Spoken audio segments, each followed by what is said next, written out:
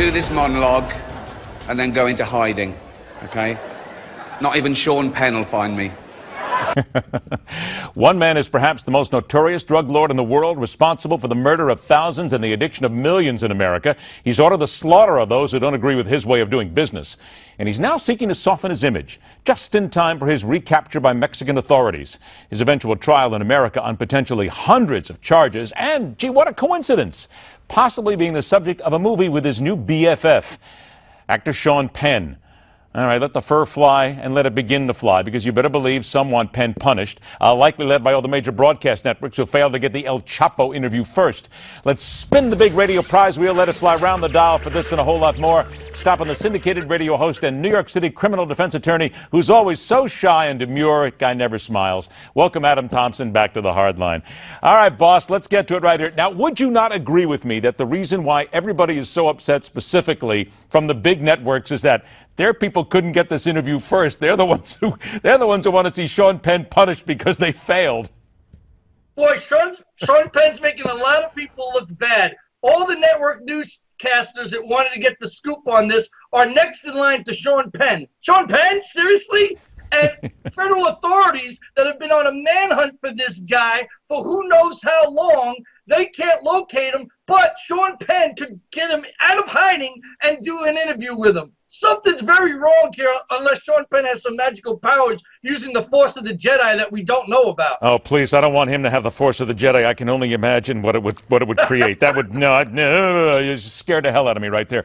Let's look at this legally for a second, though, because I hear people saying we need to go after Sean Penn. You've got some presidential candidates saying that he needs to be punished. Let's stop right there. He's not a journalist. He's an activist. He's an actor. But did he do anything illegal? Well, it's a very interesting question that you ask, because this was a fugitive from the law. He was a wanted person. And the fact is, if he knew where he was when he was in hiding and the authorities are looking for him, potentially, again, it's always up to the prosecutors how they want to take a statute and manipulate it to charge or not charge someone. We know the power and authority they have. But wait a minute, hang on. Let me stop you right there. Isn't it fair to say, though, that an individual, you don't have to help anybody, but you can be found in hindering an investigation? If he stopped them from getting to them, then that's the key. But otherwise, you don't have a responsibility, maybe a moral responsibility, but not a legal one to turn anybody in like this, right?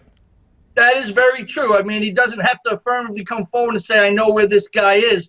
But it will lead to questions if he sought him out, got this interview, did know where he was, authorities are looking for him. Now they're going to be subpoenaing his records, his cell phone records, emails, looking at this to see how far the relationship with this fugitive goes. Again, it's how much prosecutors want to pursue this and how much of a case they want to build. If they want to make life difficult for Sean Penn, they can open up a huge investigation into this. Now, we just showed a great picture here, and it shows Sean Penn. He's there with a nice look on his face as if, ha, look what I did, shaking hands with El Chapo.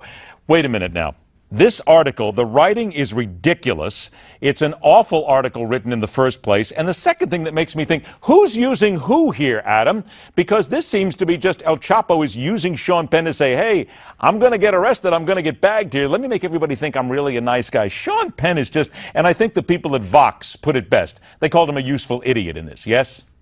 Hey, listen, I'm going to go back to Star Wars again. I think El Chapo used Jedi mind tricks on Sean Penn. You will do an interview and make me look good now. And he did. He was used. Sean Penn is an idiot in this whole affair. He's not a journalist. I think one time he was also saying he was a photographer. So he's bouncing around from different careers while he's not acting. But he's no journalist. He should be given a journalistic pass on this. And he was used to write an article to favor and help a fugitive. Not a good career decision and choice move for Sean Penn. Look, the Jedi mind trick would be if all of a sudden somebody said, you and Madonna make a good pair again. That's about it. All right, 2 minutes. Let's get serious here. The cop that was shot in Philadelphia. Now there's talk coming out. People are saying that there are others coming after cops around America. The Pennsylvania cops are warned there are associates of the suspect out on the loose right now. Adam, cops have got to be armed. They have got to be ready to shoot, because I don't think there's any doubt that people who have radical tendencies will come after the cops, but then again, let's also pull back a little bit. We don't really know if this guy is an ISIS follower. He could be using that as an excuse, as so many criminals do when they want to get their 15 seconds of fame. How am I doing so far for not being an attorney? You're doing pretty well. You know, facts can be manipulated either way. There are facts and evidence that do point to he might have ties to ISIS, or at least be a big sympathizer and supporter of the group. Or he could be a nut job. What? Or he could be a nut job. Or he could be a nut job. It could fall into either camp. That's why I said it depends where the facts that you interpret takes you where you want to go. But an argument can be made either way, very strongly, I will add.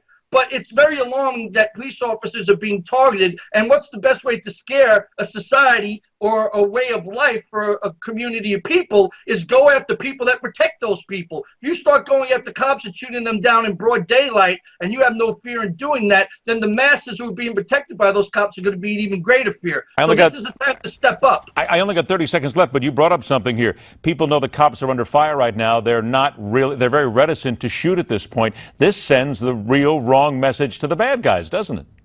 It absolutely does. And you know, hey, listen, it's time for Obama to step up. You know, a lot of young Americans out there are looking for changes. So, you know, it's the time to do it right now. He's under a lot of pressure. Well, he's under a lot of pressure, and he's failed miserably in so many ways. Look, I've always said, let's start going after crime and these illegal guns and the criminals who are out on the streets and going after them. But then again, nobody seems to want to. Okay, that'll be the next Jedi mind trick we work on. Adam Thompson, always a pleasure, my friend. Thanks again for being so demure and so shy. It's always a pleasure to have you on the show. Take care, partner. We'll talk to you soon.